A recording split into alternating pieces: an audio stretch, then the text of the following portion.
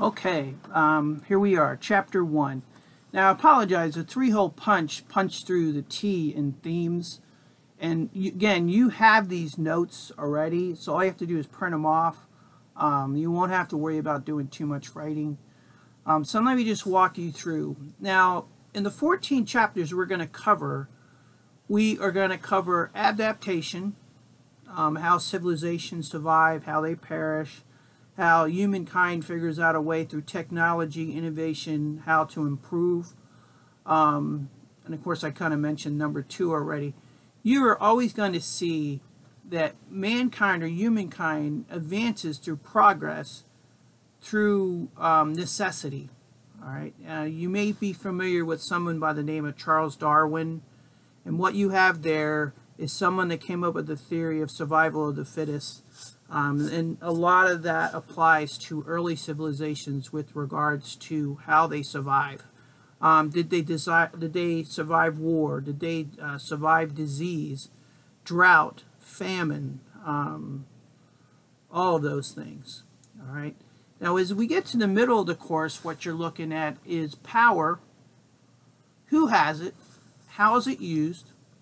And at whose expense? And how it relates to the status quo. Now, one thing I want you to get down right away, put a star next to status quo. Status quo is the way things are. And what you're basically looking at is one group is trying to protect it, the other group is trying to change it. And I can't think of a better time to discuss that, especially with the upcoming election. The Democrats want what the Republicans have, control of the Senate, control of the White House. All right, and you're going to see a lot of this back and forth. You've already been inundated with that already this last couple months. Probably started last fall when the Democrats are trying to figure out who their person is that they're going to be running. You're going to see more and more of it. Another issue will become equality. Who has rights? Who doesn't? Who has the power to vote? And then what laws are written to protect that equality? Now, one thing to think about equality, it comes in 3 forms. Political equality, economic equality, and social equality. And again, this is where current events really rears its ugly head. Here we are, 2020, and we're still discussing equality. And again, we're discussing power and the status quo. Now, as we make our way to the back end of the course, what we're going to be looking at is the Civil War. And what you have there is slavery, the main issue.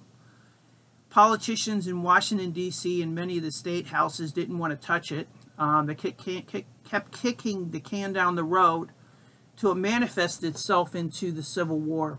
And that's where you had a nation that was whole, that as time went on, it broke into 2. And something you'll hear more and more as we go forward.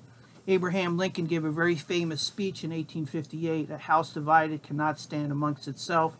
Basically what that was, he's saying you just cannot have a house divided. All right, and believe it or not, that's, again, these are some of the same themes that are going to come out in many of the politicians' speeches the next couple of weeks, especially as we work our way to the election in November. Now, I already mentioned this attack on the status quo, so now what I want to do is move along. I want to talk about 1492 and Christopher Columbus. Now, one thing to consider is many of you had U.S. history in 8th grade, 11th grade, 8th grade, 5th grade, and now it here is 11th grade. Now, one of the things you have the luxury of doing is going into U.S. history much deeper with this course than you probably would traditionally in a regular high school course in the absence of the AP exam. All right. So here's what I want to do. I want to set the stage. In 1492, Christopher Columbus sailed the ocean blue. And what did the world look like? For the most part, there were 70 million Europeans. There were 70 million Native Americans. And after interaction with the Europeans, within 100 years, 80% had passed away. Pretty sad, but many of them will. And believe it or not, it wasn't war. What you're looking at is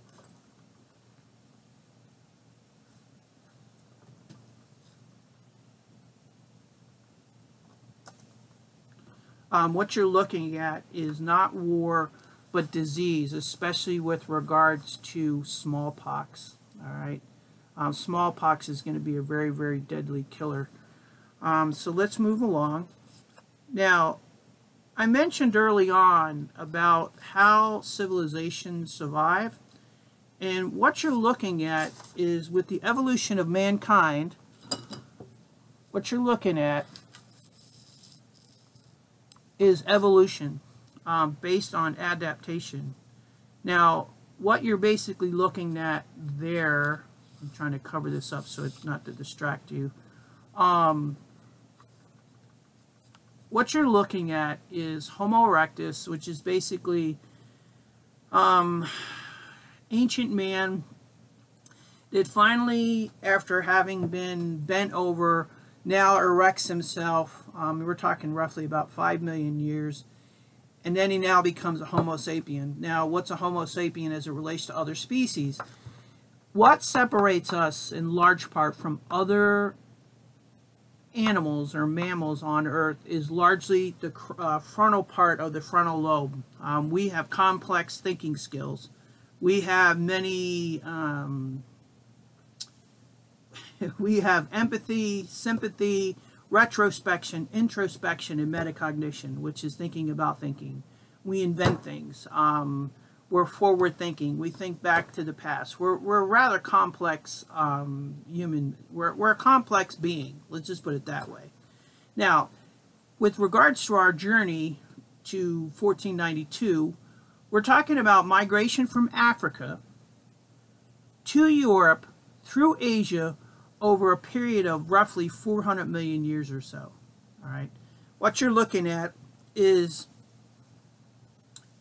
mankind through Homo erectus, Homo sapiens is on Earth, evolves from Africa to Asia, makes its way from Asia to the North American continent, and what you're basically looking at is a group of people that are looking for food, shelter, and water.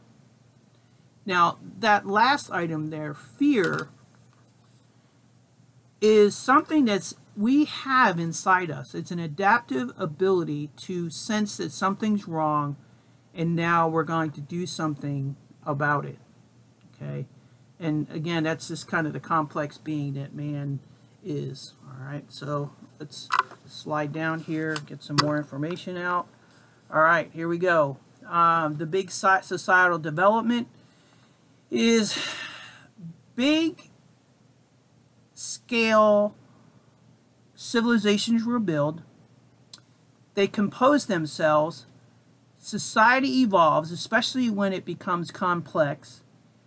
And then what you have are laws, sophisticated economy, and the ability to respect it going not necessarily backwards, but what you're basically looking at is laws to protect economics, laws to protect society, and how society evolves. I'm going to throw a name out at you that's probably not in the book. His name is Emil Durkheim. He's a famous sociologist. He's the one that basically says we have laws on the books, and crime is something that helps us figure out whether those laws are working or not. Okay, very interesting way of looking at it. All right. So again, I covered a lot of information so far, but let's just keep on going here. All right, now let's take a look at this next stanza. All right, now Native Americans. Native Americans. We're talking the three Americas: North America, South America, and Central America. And the American Indians were an indigenous people, nomadic, right? They only took what they needed. When the big game came across the Bering Strait, they followed the big game. The big game died off because of the Ice Age. They moved across the land bridge known as the Bering Strait. Once they got here, they turned to hunting and gathering, which means they turned to nuts, beans, and grains. Once that became not necessarily predictable, but once they got that down, they turned to agriculture. Now, what it basically means is this. They became more efficient with the way they gathered food as a way to improve their food supply and as a way to flourish. They started to not necessarily become lazy, but they figured that through economy of effort, because there was water, if they were near water and they stayed near water, they had the best of both worlds. Decent land, decent water supply, decent supply of nuts, beans, and grains. And then, of course, you now had predictable crops. And for all practical purposes, the best farmers, or the first farmers in the Americas, would have been located in central Mexico. And the first farmers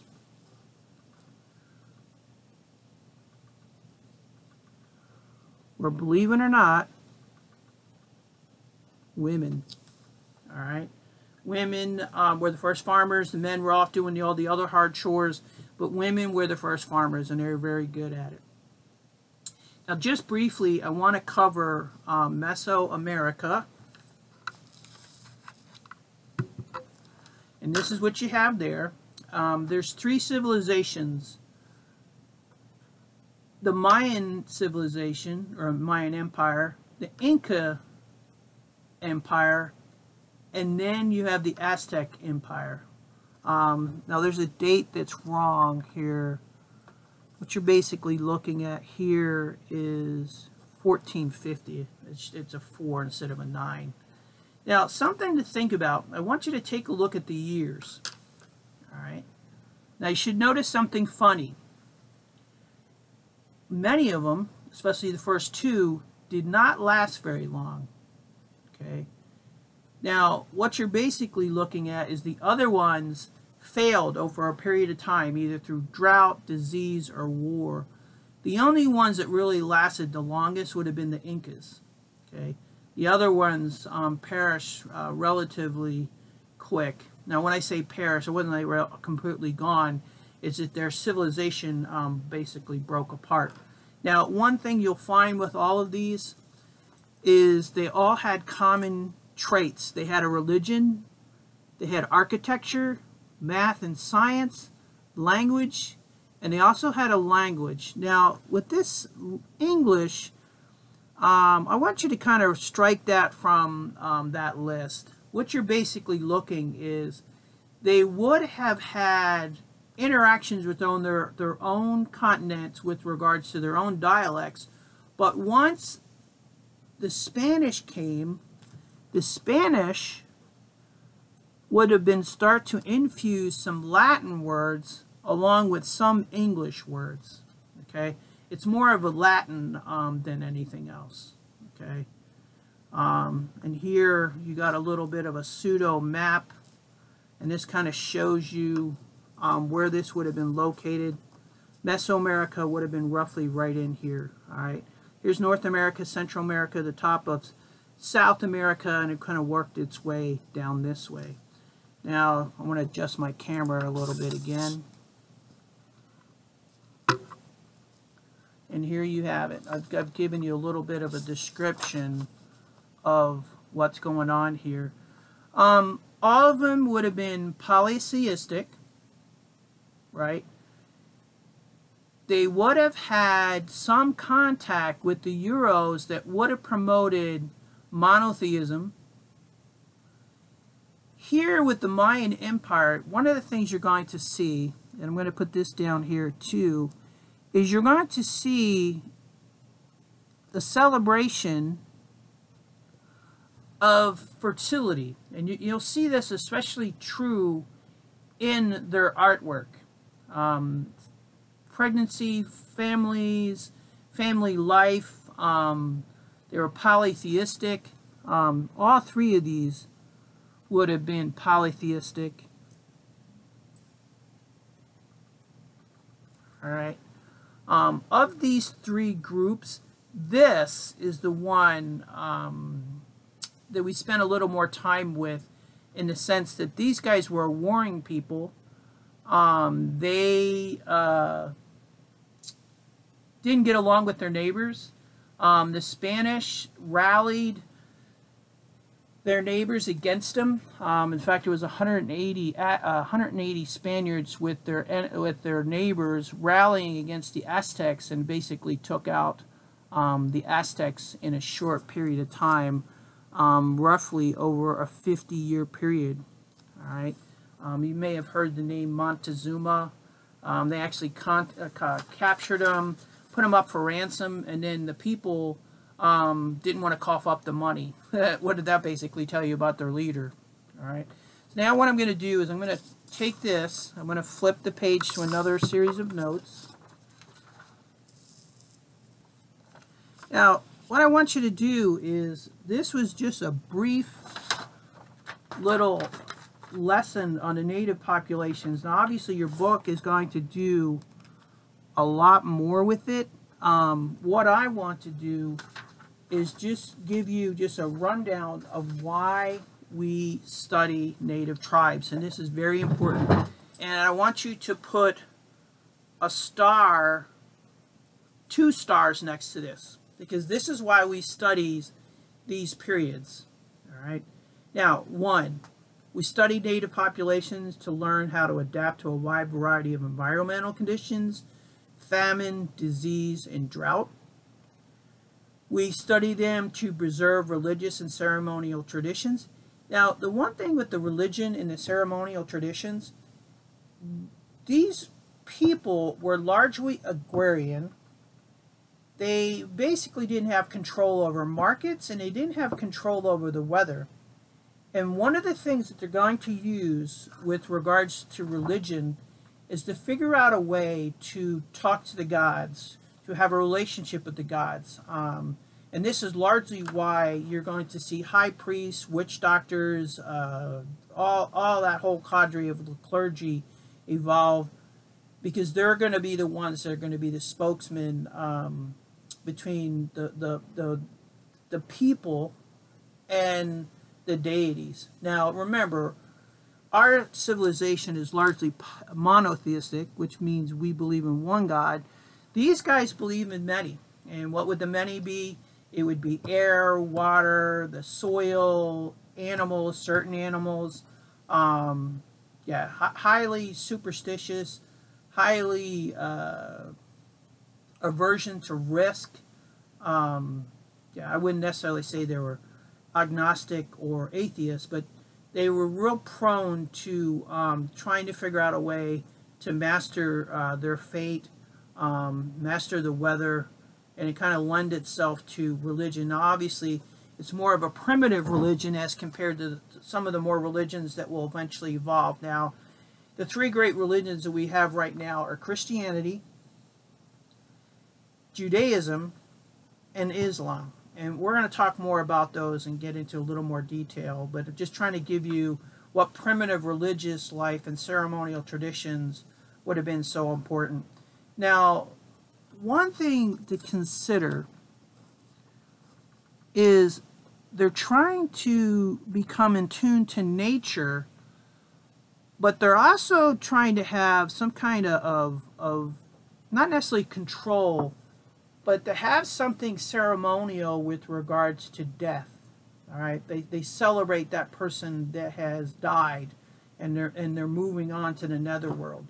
One of the things you'll see with these primitive civilizations, this is especially true with the Native Americans of America, they have high reverence for the dead and where they put their dead and where their dead are buried.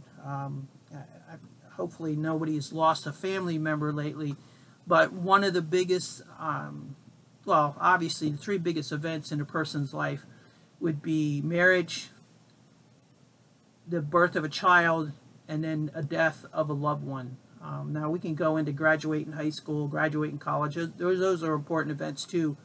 But those 3 things are largely celebrated as a communal activity of the family. Okay, marriage, birth of a child, and then death. And you can add in a bunch of other stuff. But for right now, those are the ones that we're looking at. Now, this next one is very important. What it is Indians were very astute in the sense that they learned that war isn't necessarily the best way to get along with your neighbor. And what they did is they promoted business ventures as a way to avoid war. Now, in other words, if I have business with my neighbor and we're both successful, we're less likely to go to war against each other. It's not necessarily a good thing. Or if you have a person in the middle, and my neighbor to the left I get along with and I do business, but then I have not the best relationship with my other neighbor, now you'll start to see alliances build, or maybe both guys will get together, go visit the third person and say, hey, how can we all get along so everybody is profitable, or everybody's civilization is left intact. And again, I take a look at number 4, how to forge relationships and exchange with neighboring peoples. Now, I want to throw a word in there, and this is a real big word: harmony. Getting along with someone. Far better to get along than to get into fights. Okay, so here we are. We're going to leave Mesoamerica. We're going to leave the Americas, and now we're going to journey back to the old world. So let me set that up for you.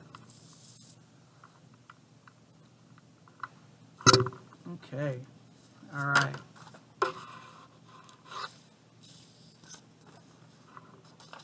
All right, so let's look at the old world. Now, as time is going on here, what you're basically looking at is the old world is in flux. So things are going on. Now, we're dealing with the medieval world. We're going to skip over. Largely the. We're not going to talk about the Egyptians, the Romans, and the Greeks. We're going to go forward about 3,000 years. Yeah, we're going to advance ourselves to the 10th century. Okay. Now, let's talk about the medieval world. In the medieval world, you're dealing with a Christian Europe. That this Christian Europe is basically charging that in a person's lifetime, they have to devote some of their energies to creating what they call a pilgrimage, or taking a pilgrimage to the Holy Land. Now, what you had is some Christians would take up the cross, go to the Holy Land, which we now know as Israel, which part of that was Palestine, and when it wasn't Palestine, it was called Judea. Pope Urban is going to charge Christians to go there. Now, people that live there, the Muslims, are basically trying to take back the lands. This is especially true with regards to Jerusalem. And what they want to do is block the Muslim world off from the West. And by doing that, they forbid Christians to come there. Now, obviously, Christians aren't going to listen. They're still going to come. They attack them. They enslave them. They torture them. They imprison them. Make them slaves. Make them laborers. Pope Urban is going to file an edict. He's basically going to charge that Christian nations or Christian city-states in Europe are going to take up the cross and go back to the Holy Land and take it back. Now, what you're basically going to end up doing is these Christians will go to the Holy Land, fight the Muslims. They estimate there was as many as 7 crusades. Here, we're only going to focus on basically 4, the 4 major ones. Now, what you're looking at is, as a pilgrim, you go there to walk the steps of Christ. You want to revisit the relics of Christ. You want access to those. But you're now denied those. You go there, you wage crusades, you want to take back the Holy Land. What you're going to end up with is 4 major bloody wars, a lot of fighting going back and forth. Sometimes the Christians win, sometimes the Muslims win. And in the course of doing that, what you're looking at is not only as a religious war, but you're also looking at the guys that come back from this are going to look at the Middle East, and not only the Middle East, but they're going to see it as an economic venture. And that is where you basically end up with the Silk Road. Now, I'll talk a little bit more about the Silk Road another time, but what you basically had is you had the Mediterranean Sea, you had trade amongst many of the European nation states, but when it came from goods coming from the Middle East, they largely came from the Far East. And what you're looking at is trade through the Silk Road, which we now know it would have been Western China, through what we now know is Afghanistan, Iraq, Iran, and then it makes its way to Turkey, and then from Turkey it makes to the Greek islands, and then it floats to on the Mediterranean and to European ports. Now again, it's a religious quest, but it's also going to open up the eyes of a lot of European merchants that said there's something special going on there and we want to take advantage of it. Now that leads me to Marco Polo. I don't know if you guys still play Marco Polo in the pool, but Marco Polo is an Italian. He's from Genoa. He goes on a trip with his father and his uncle, and this trip is going to last about 17 years. Now, this trip was cut short because the Great Khan kicks the dad and the uncle out, but he convinces Marco Polo to stay there. And Marco Polo will learn Mandarin, he'll learn the laws. The Great Khan likes him because Marco is very, very forward, doesn't mind telling to the Khan if something's wrong, and he likes it because he didn't want to be surrounded by yes men. Now, fast forward, he's towards the end of his trip. He comes back after having been gone for so long. A lot of people are surprised that he's even still alive. He comes back, he starts telling his stories, and no one believes him. They actually think that he's crazy. And the Catholic Church, along with local authorities, will have him thrown into jail.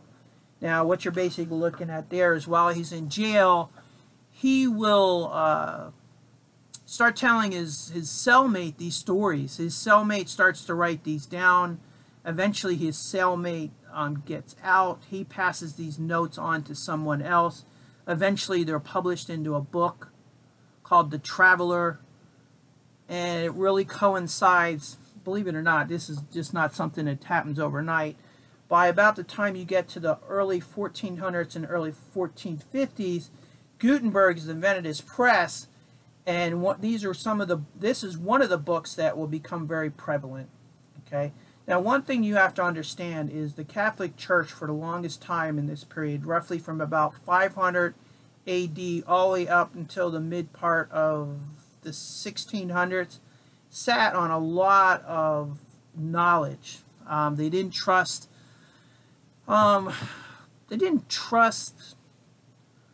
information in the hands of the common man, so to speak. Many of these ancient texts, ancient artifacts were kept in monasteries, or they were kept in universities that were religiously affiliated.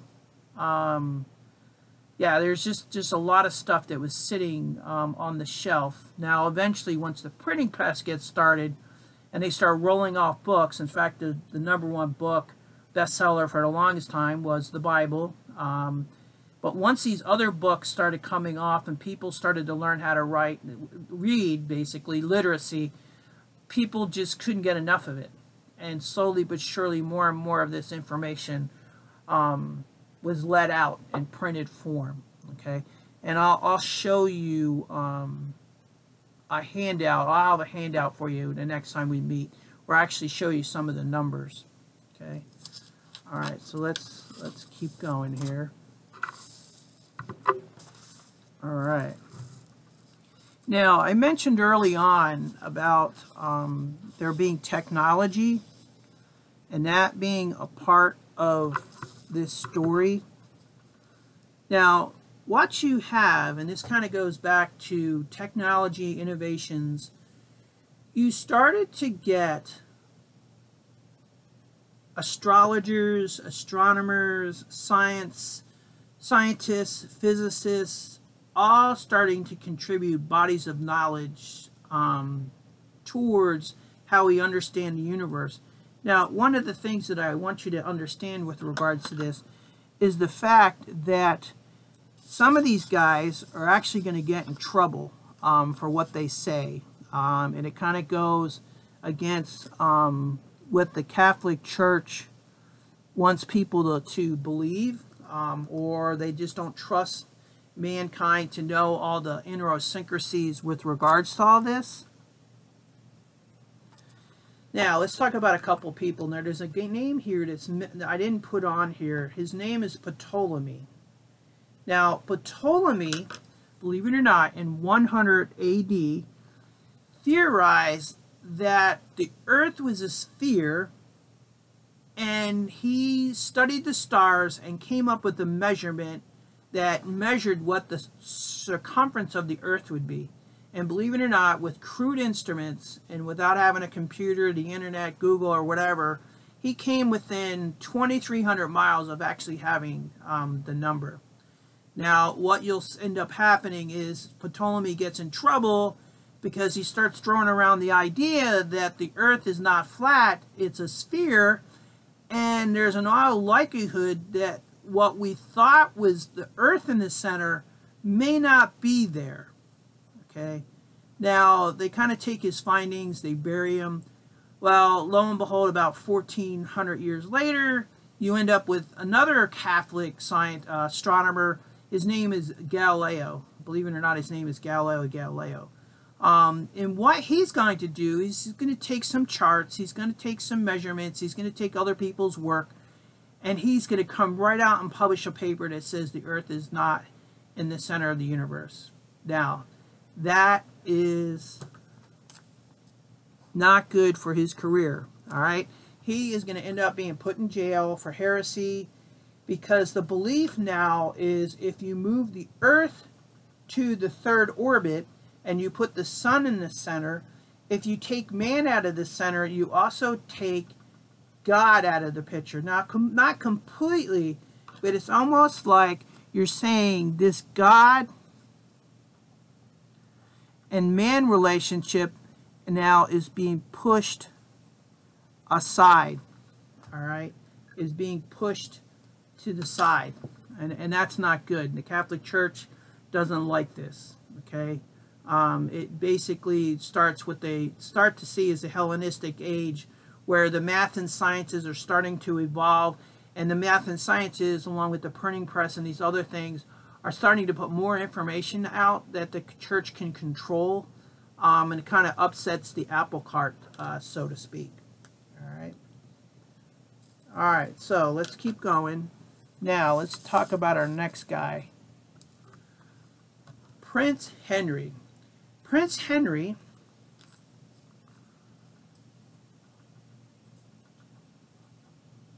comes from Portugal. And what he's going to do is he is going to say to the Portuguese government and the merchants, there has to be a better way. Right now, we navigate on the oceans, largely the Mediterranean and the west coast of Africa, and we can't really go further because we're limited by the way we sail, how we sail, and the way we see transportation in relation to commerce. Now, what he wants to do, and he's going to do it, is he's going to assemble all the best ship captains, cartographers, engineers, sailors, and bring them into one place. He's going to establish what they call an academy. It's a school. And at this school, they're going to redo maps, make them current. They're going to try to change sailing techniques. In the course of doing all this, they're going to invent the declaration needle. They're going to invent the caravel, which is a sail, which allows them to sail into the wind. The declaration needle allows them to have a device on a map that shows them true north. They're going to use the math and sciences to basically improve ships building, build larger ships that can hold more goods.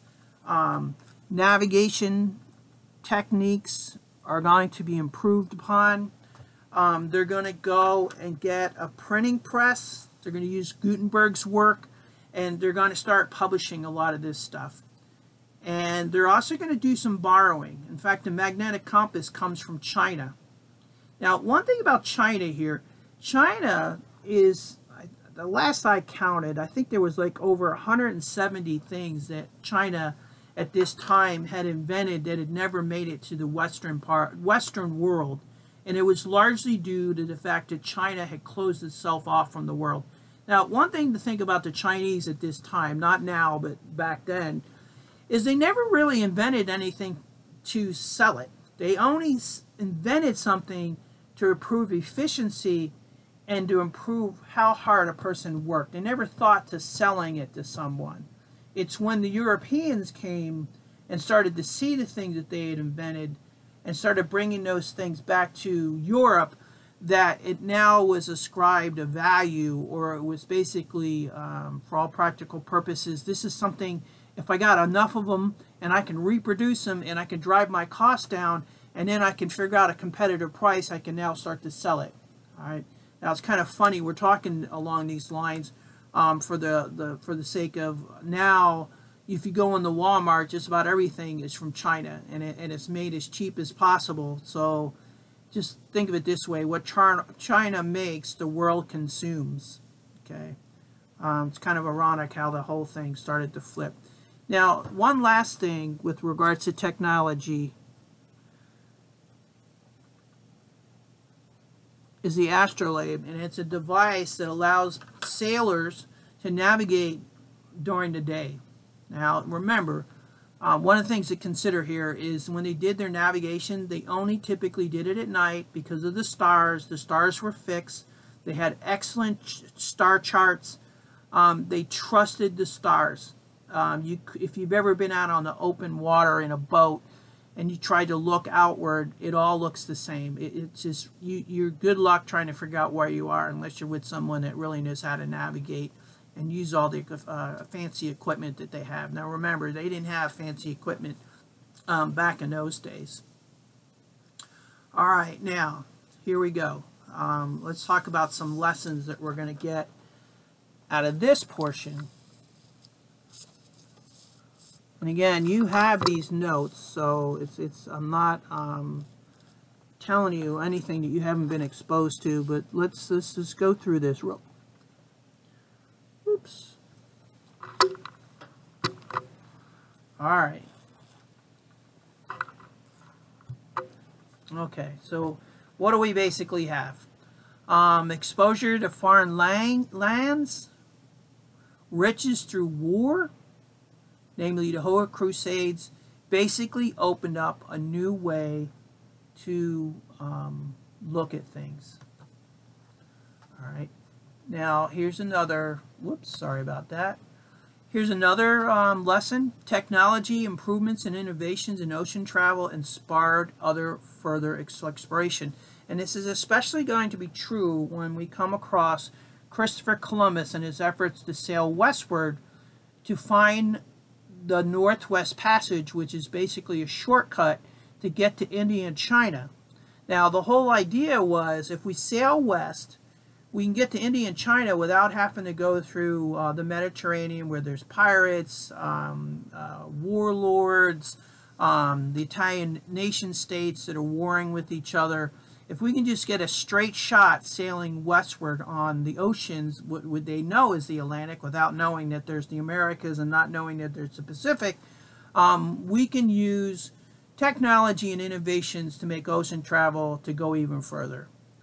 Now, again, Columbus is one of those guys that's going to spirit the theory that the world was round and not flat, kind of catch some flack there.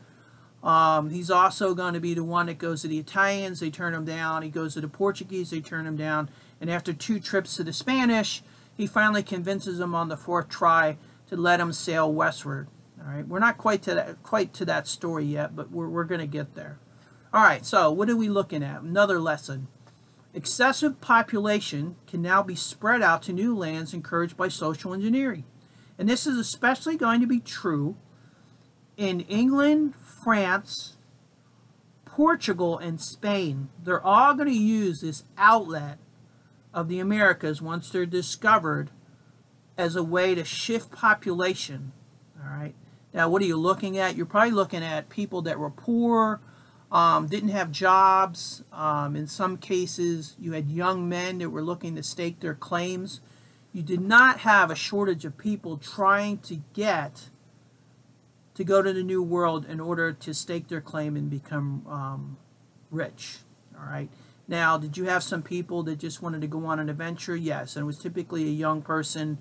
Sometimes there was family strife. Sometimes they were avoiding the draft in a war. Sometimes they had debts. They just wanted to get out of town. But again, a lot of these shifts of population is tied to social engineering on the part of nation states. Okay.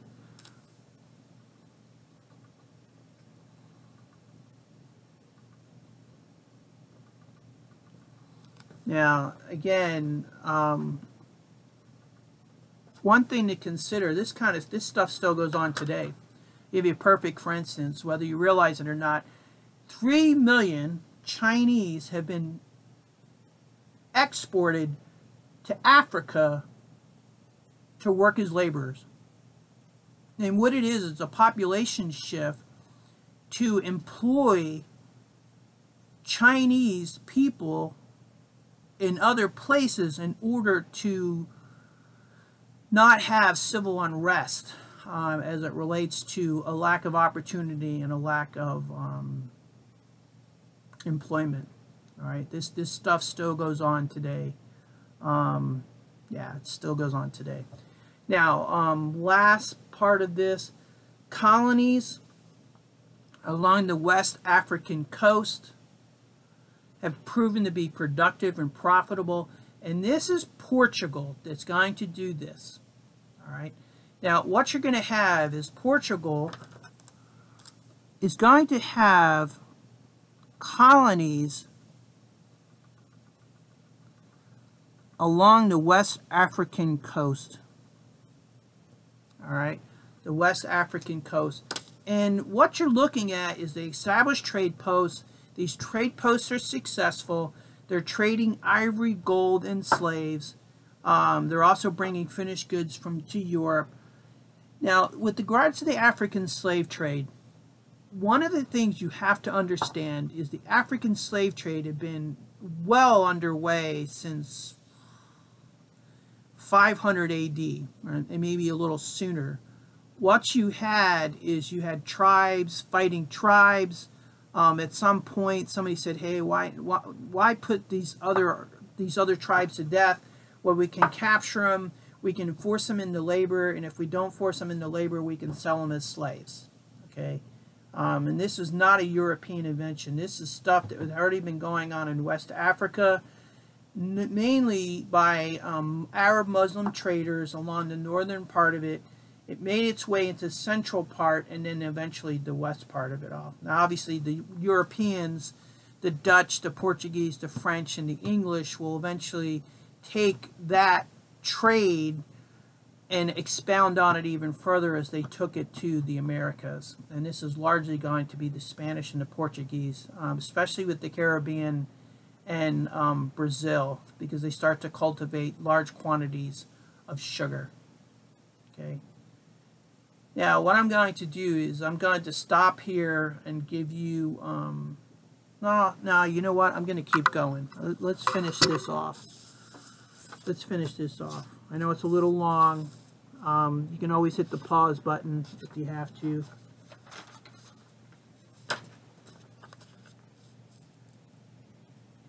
Alright, now, we're going to journey back to Europe just briefly.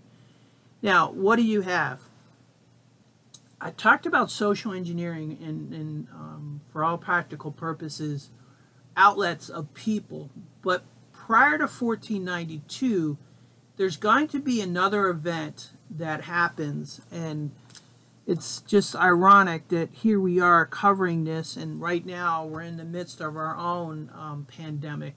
And here you have it. It's the Black Death.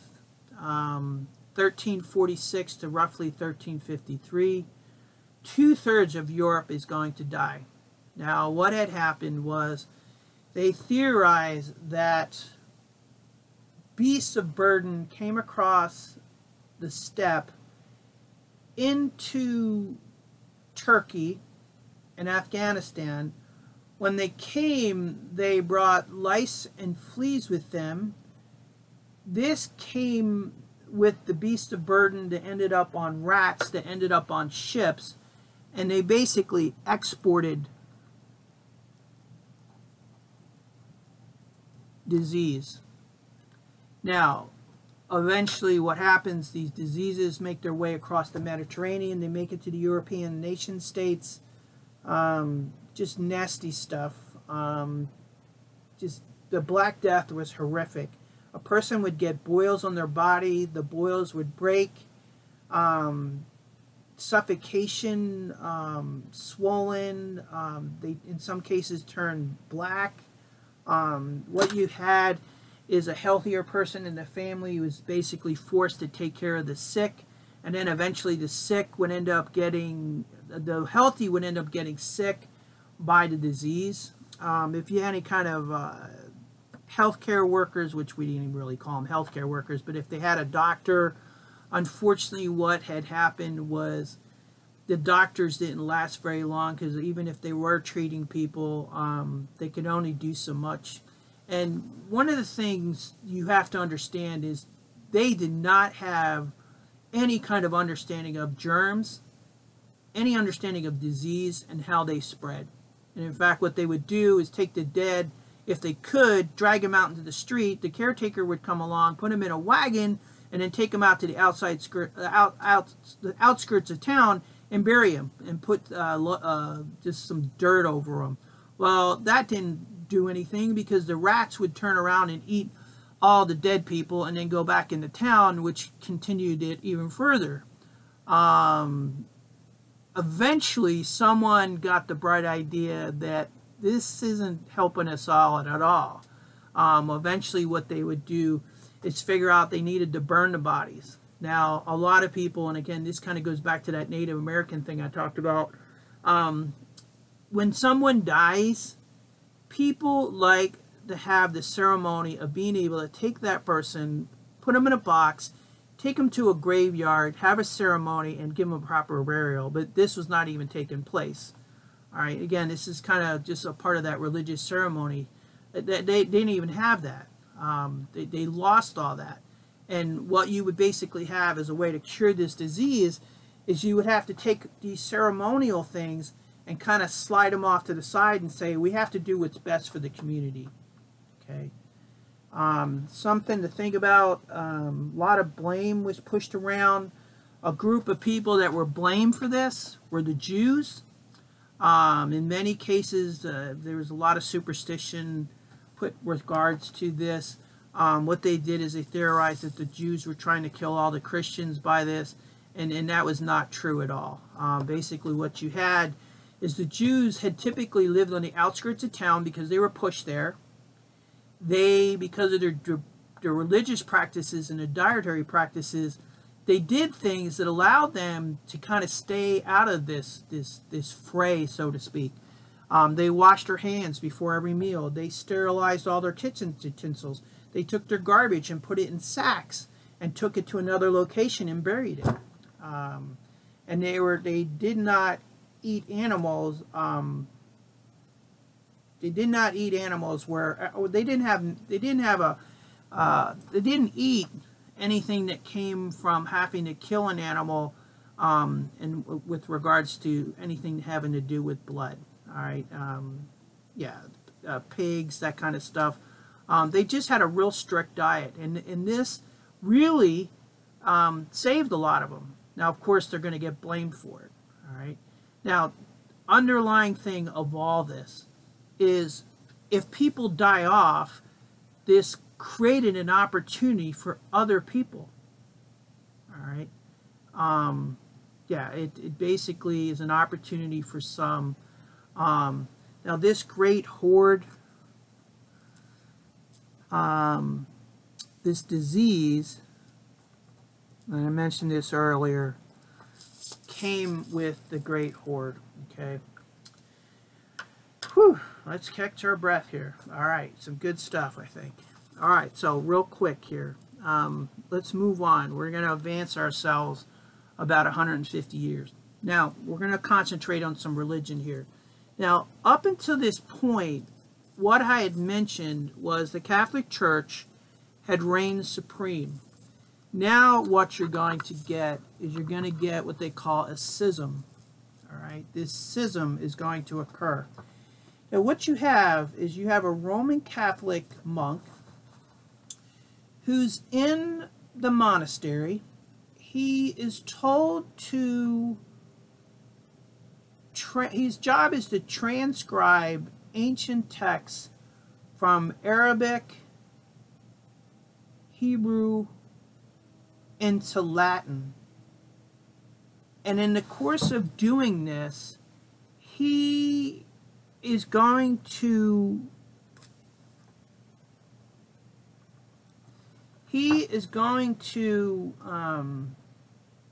have doubts. He's going to go to his boss, and he is going to say to his boss, you know, I've been reading all this stuff, and the Catholic Church believes it's works, good works, and faith to get you into heaven. Why can't it just be faith? And his boss basically tells Martin, just go back to your desk, keep your mouth shut, pray, ask God for forgiveness, and don't be thinking about other ways to get to heaven. And sure enough, Martin does all those things, still goes back to his desk, and he still finds himself having this debate on good works and faith getting you into heaven. And he's just bound and determined that this is wrong. Why can't it just be faith? Why can't a person just be a faithful person? They don't have to do good works. Now, there's going to be another item that he doesn't like, and this is a part of something with regards to corruption within the church. You had priests that would go to the center of town, they would set up a table, and they would actually convince people to pay them money to pray for them. Now, before we condemn these priests, one of the things you have to understand is these priests would take this money and they would use the money to set up schools, hospitals, take care of the poor. But you also had bad influences by some of these priests because they were corrupt. What they would do is take the money and live a well, we would say high on the hog, but a lavish lifestyle, which these priests weren't really supposed to be doing that kind of stuff because they would have taken a vow of poverty. And that kind of goes back to their confirmation process. It's just some bad priests. Not all of them, but some of them.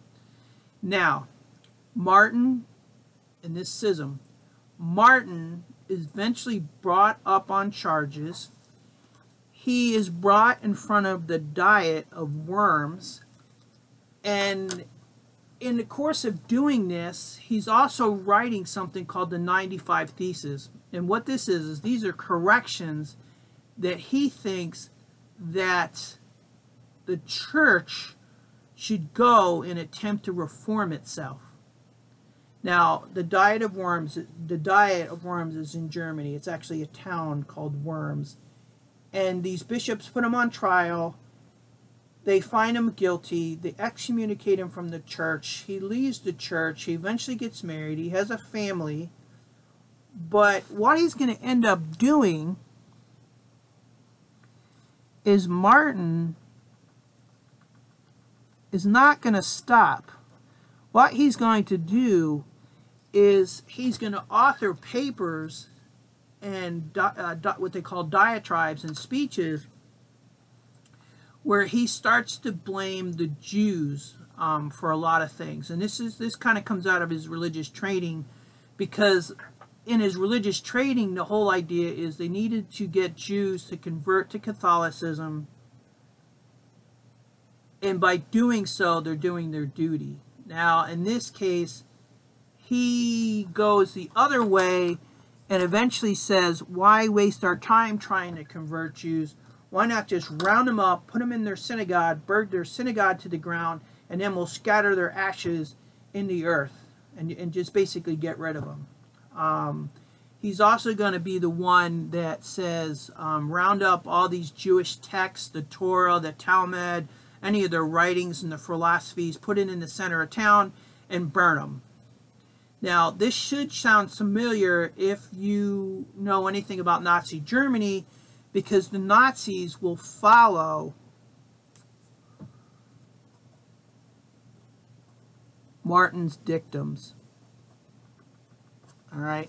He'll basically, they will follow his dictums, and the ultimate follower of all that is going to be Hitler and his henchmen.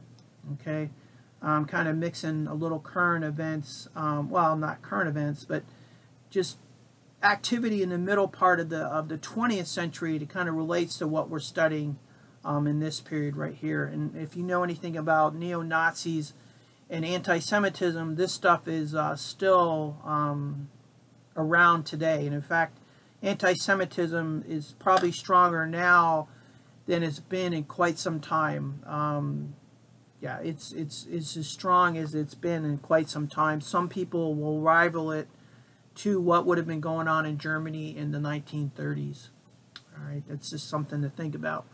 All right, so let's continue.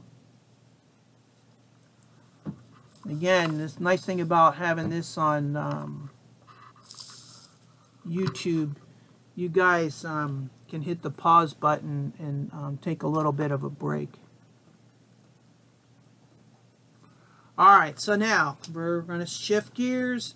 We're going to go back to the New World. Now, what do we got? Typically, you were taught that Christopher Columbus sailed the ocean blue in 1492, right?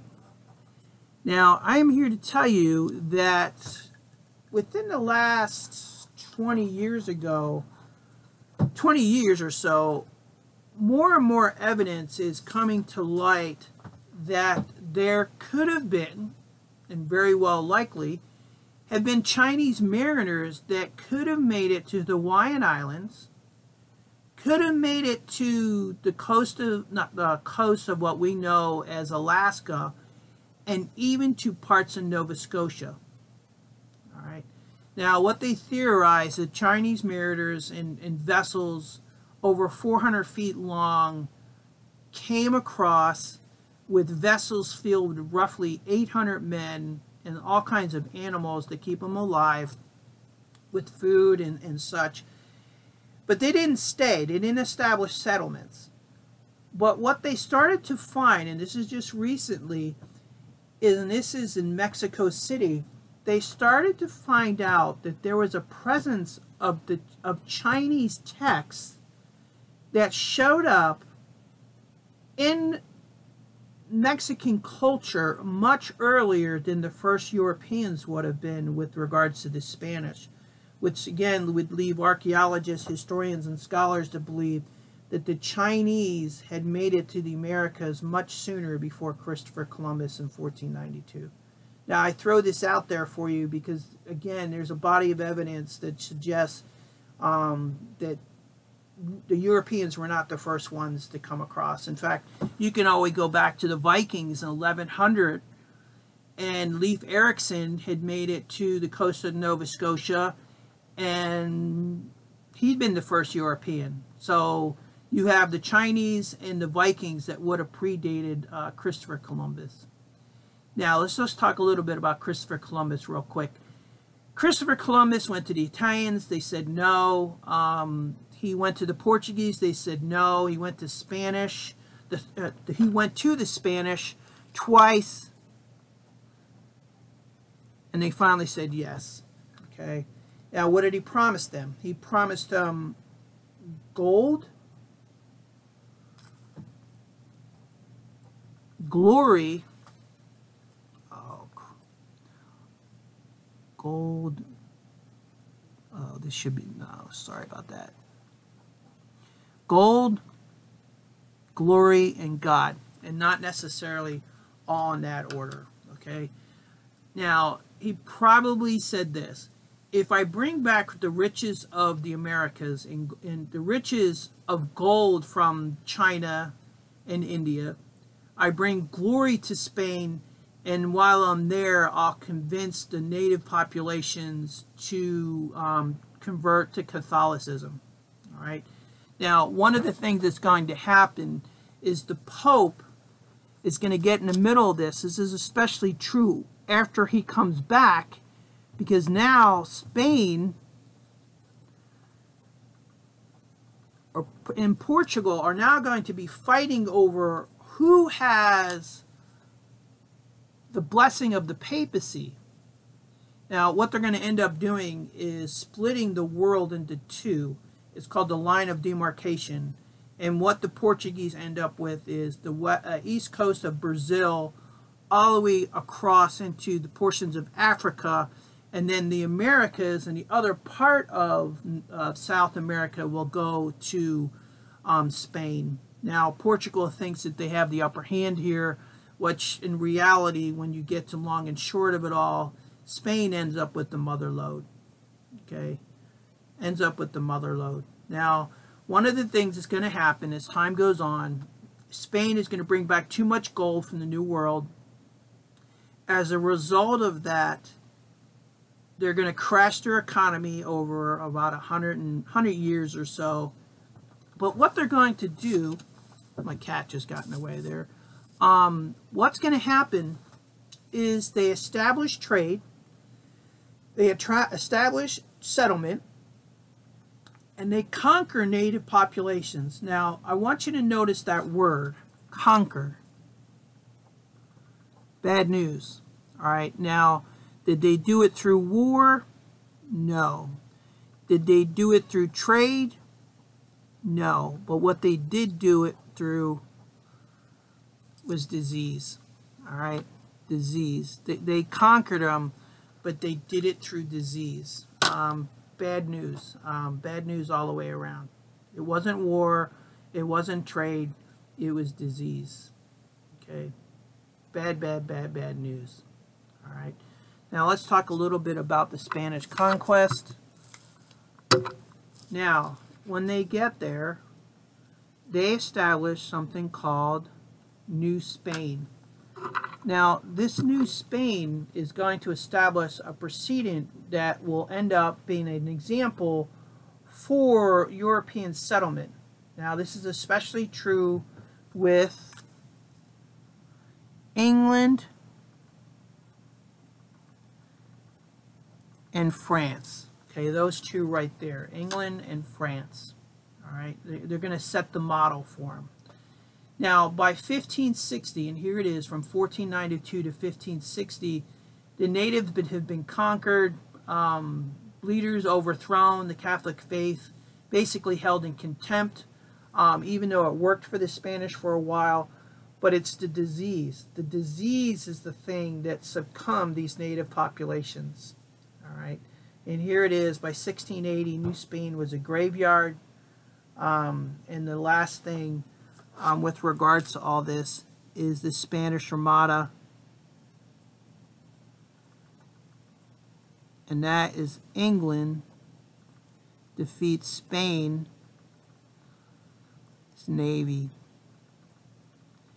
Now, what this basically is Prince Philip of Spain, this Philip II, will now would have sent vessels to England.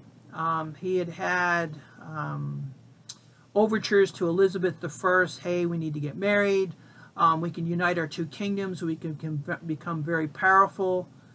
He, believe it or not, had been married to her stepsister, Queen Mary. She had died, and after she died, Elizabeth was kind of the next in line, and she basically played him, you know, kept him at arm's length.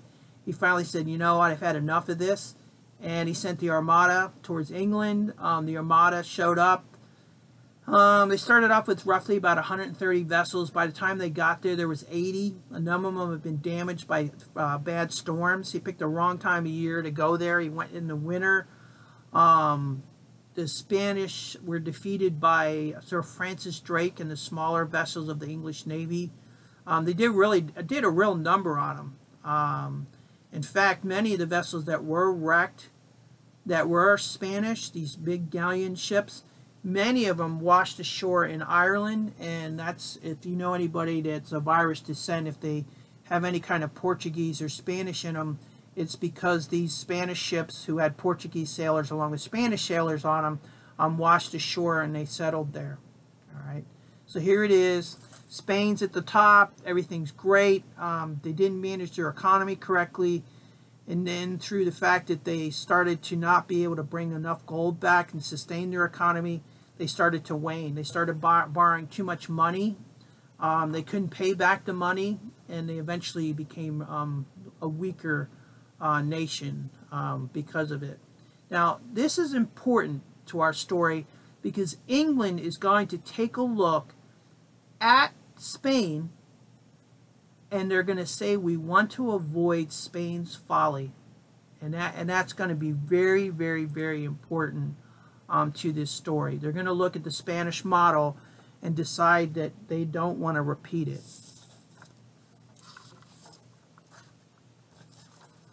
All right, so let's talk about the English. All right, the English.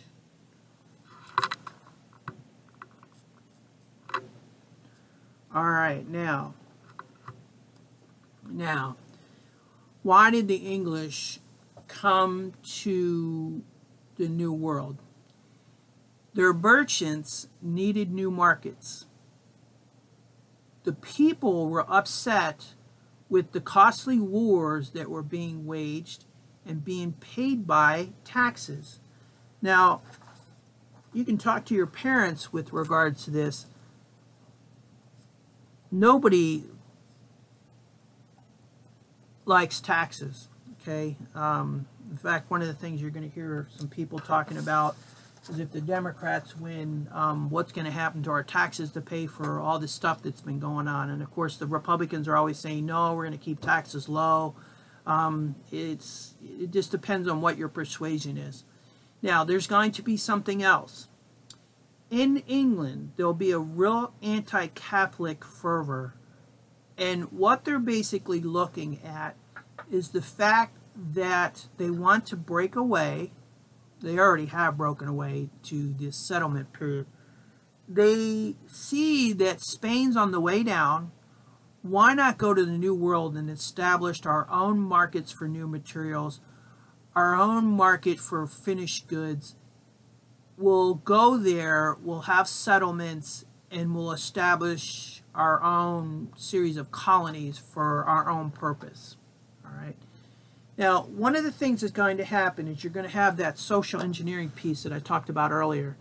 And what it is landowners in England, Scotland, and Ireland started to throw their farmers off the land. And they did that because wool had become very profitable. In other words, yeah, we can grow some crops, but wool is the way to go. Wool is the way to go. And one of the things to understand with regards to this is England is now slowly but surely becoming the little workshop of the world. They're creating goods that everybody wants, and one of them is going to be wool. Now think of who they would sell the wool to. They would sell the wool to native population in America who love the wool, because now instead of carrying around buffalo hides to stay warm, they now could carry woolen blankets, and they could buy pots and pans, a lot of things that the English were selling. Now obviously before that you had the Spanish selling them horses and guns. Now you have the English selling them wool, pots and pans, axes, other cheap items that they could produce quite cheaply. And now they start to take items from the old world back to the new world. Obviously some of the things you're looking at, obviously right off the bat, and we haven't talked about it yet, but we will, is tobacco, corn, certain items, potatoes, squash. And the potato is important. In fact, many of you like French fries. The potato really saved Europe as far as a diet item, because you could grow a lot of them. They were cheap, and they had a lot of starch, and poor people just fell in love with the potato. Yeah, it's an incredible item with regards to the poor, and this is especially true in Ireland. And I'm not going to go back to Ireland right now. We'll talk a little bit about that later. Now, one of the things you're starting to see is the food supply will dwindle a little bit, but they'll also come up with an additional new food supply that will come from the New World. So yeah, maybe the food supply in Europe is going because they're converting to a new business, but that supply chain will actually be increased from what they trade to the New World and get back from the New World coming back to Europe. Now I want you to take a look at the numbers. In 1485 there was 3 million, and within roughly 100 and some plus years you had 1 million. It's pretty good. And I mentioned wool, very highly desirable item.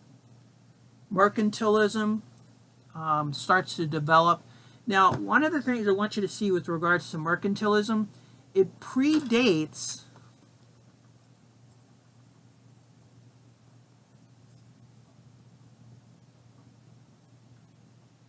capitalism. It predates capitalism.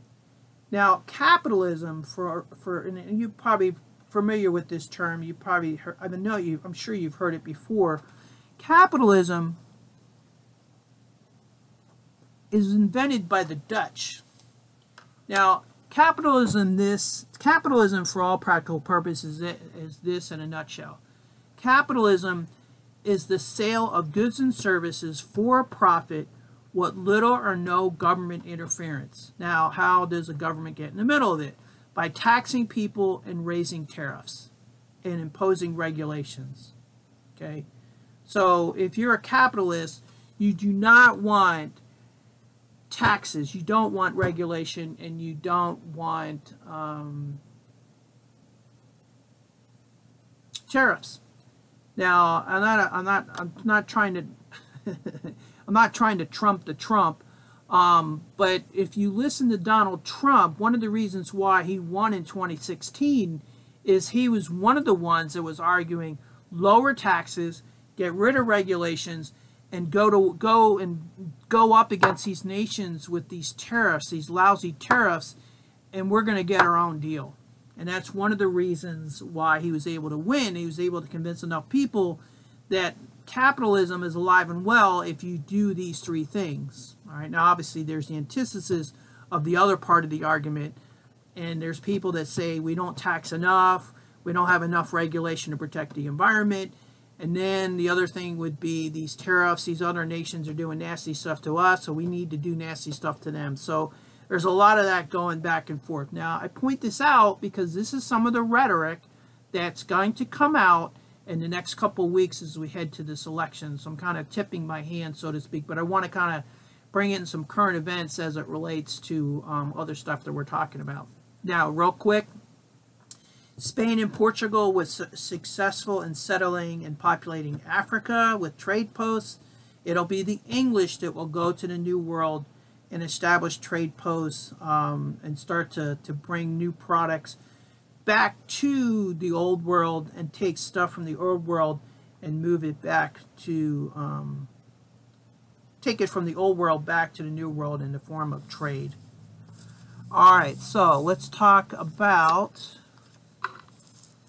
the French real quick. Now, the French are going to come. The French are going to establish a territory called New France. It stretches from Louisiana all the way up to Canada.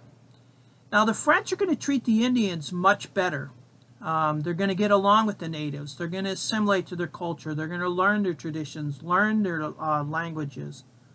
They're going to marry into certain native tribes. They're basically going to be an antithesis of the English. All right. Now, something that's going to happen. They're not going to get enough French young men and their families to come. One of the things that they're going to do is they're going to end up bringing a ship. There's about 6 ships with orphans and prostitutes to New France in the hopes that if we can repatriate these female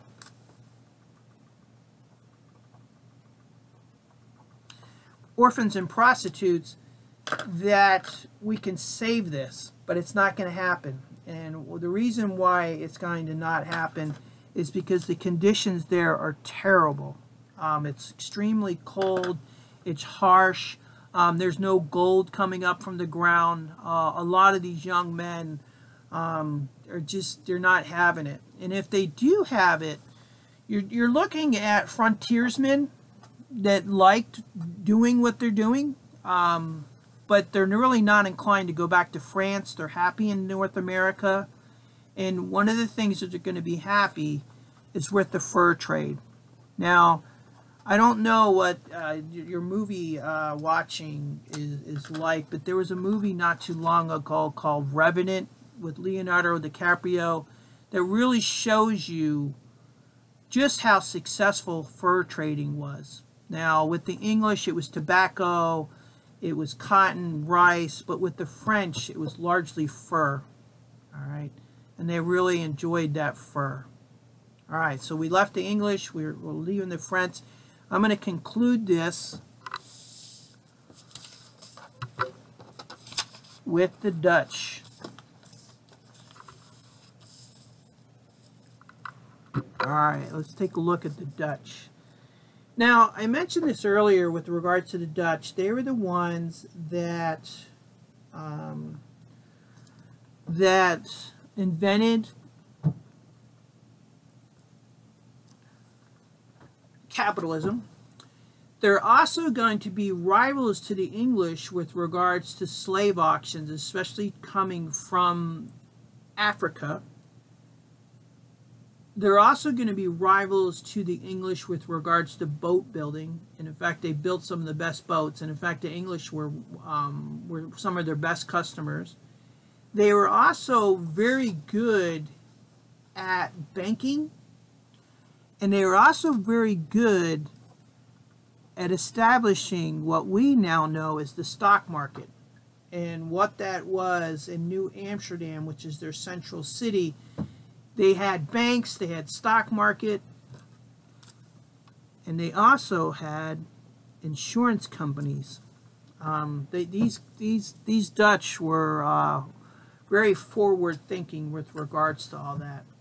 Now, being that they're a rival, what you end up having is the English and Dutch will have a series of trade wars.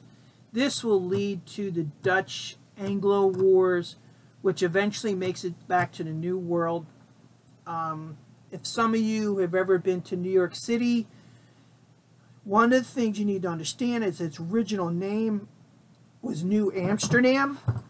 The Dutch were there. They tried to establish some trade posts with the Indians along the island of Manhattan.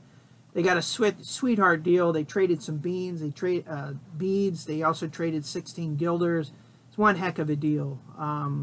But the Dutch just did not, it just was not happening for them. They had a governor that was a bad leader. His name was Stuyvesant. The merchants were convinced that this guy was not the guy to lead us. They were also convinced that when the English finally showed up in their vessels off of what they now know as Wall Street, that they had a choice. Either follow this bad leader or surrender to the English. And what the merchants basically did is they turned to Stuyvesant and said, you know what, these guys are, these English are going to blow up our city. And how they did that is the fact that many of these buildings were made out of wood. So all you had to do is start one small fire and it would have just annihilated most of the housing in lower Manhattan. So the merchants won out, the governor surrendered, the English took control of New Amsterdam, they turned right around and renamed it New York after the Duke of York. Now one thing to consider is that the Dutch don't necessarily go away. They still have what they call the Dutch East India Company that's still profitable and stock and trade. And what you're going to basically end up with is the Dutch will retreat. They go back to their own country. And they basically leave the New World to the English and the French. All right, and now most of our time when we talk about the New World, it's the relations between the French and the English, and then it's how the French get along with the Indians and how the English get along with the Indians as well. All right, so this is chapter 1. Like I said, I hope you were able to follow along. The nice thing about this being on a file where you can hit and you can stop and pause and then kind of go back to your notes. Now, one of the things I want to make sure you have an understanding, I want you to get a paper notebook and I want you to write your notes out as you see them right here. But I also want you to, as you're writing this, listen to my lecture, and I want you to put these in a paper notebook. Now, some of you are going to say, oh, Mr. Williams, Professor Williams, why can't I type them out? I want you to write these out by hand. Now, the reason why I'm having you do this is retention, when you go paper to paper, goes up by 70%. And what I'm going to do with these notebooks is I'm going to check them 2 times excuse me, 2 times a semester. And I'm going to give you a rubric to show you exactly what I'm looking for when I'm looking at notes. Now, again, you have the luxury of seeing my notes, all right, pretty much laid out there for you. I want you to take my notes, put it into your notebook, and what I would encourage you to do is you listen to me, maybe in another color, do what I call filler. All right, so you're getting the best of both worlds. You not only get this notebook in your own handwriting, but you also get in another color information that complements what I talked about. All right, now I know some of you are saying, oh, I need to type them out. No, you're going to write them out. And I say paper to paper, retention goes up by about 70%. And I'm going to put a handout out there about note-taking and the importance of it. All right. I know it's old school, but you just got to trust me that I have your best intention. I have the best intentions with regards to this. All right. And like I said, I check it twice a semester to see how you're doing. All right, so I think we're on to something. Hopefully you were able to get the best out of this. You want to look this over. You want to create your notes. You want to create your study sheet. You want to look at your review sheets and get ready for that first quiz.